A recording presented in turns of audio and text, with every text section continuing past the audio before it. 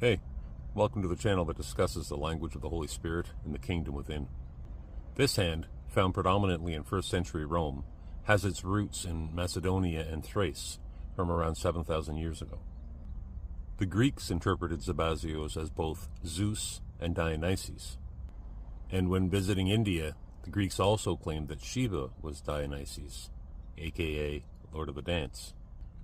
The Hebrews were kicked out of Rome by decree for confounding the followers of Sabazios, which they claimed had the same principles as their god.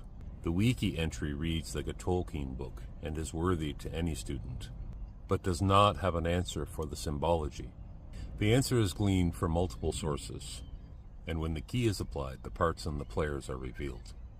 As you can see, the pine cone is present, and if you watched any of my videos, you know that refers to the pineal gland. And the 2 fingers and the bird refer to the feminine, magnetism, duality, the womb, and the pituitary gland. We see the correlation time and time again, as we see here in this almost 7,000 year piece of pottery, apple included. Notice too the harpsichord in the woman's lap, where in our time it would be the baby Jesus, or a house known as Bethlehem as a location at your solar plexus. The word is the word is the word, after all. Now, if we're on the right track, there ought to be a hand found in history holding the central object, the thalamus. And behold, the central egg, shown in the position that the pituitary and pineal glands hold around the thalamus.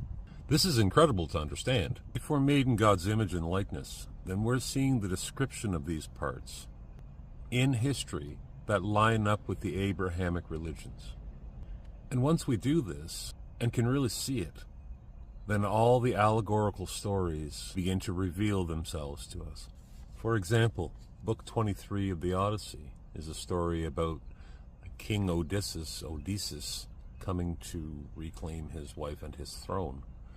His wife, Penelope, doesn't recognize him. He kills 2 suitors, and she, because she doesn't recognize him, asks her maidservant to bring the bed out into the room they were in.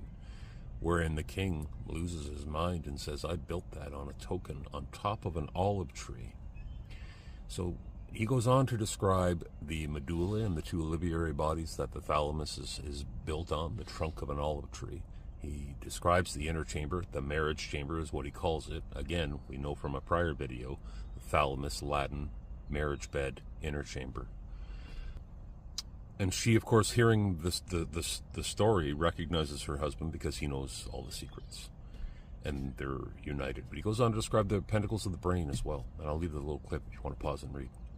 What I have discovered is that these 3 keys unlock the mysteries and tie in, link in all of the ancient mysteries, utilizing the understanding of the anatomical parts, the pituitary, the pineal, the thalamus, and then the mirror image of that reversed below.